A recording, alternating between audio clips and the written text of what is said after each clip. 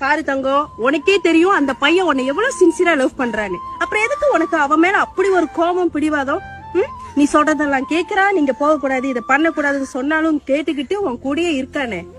நீ இவ்வளவு சண்டை போட்டாலும் கோபப்பட்டாலும் எங்கேயும் போகாம நீதான் வேணும்னு உனக்காக நிக்கிறானே.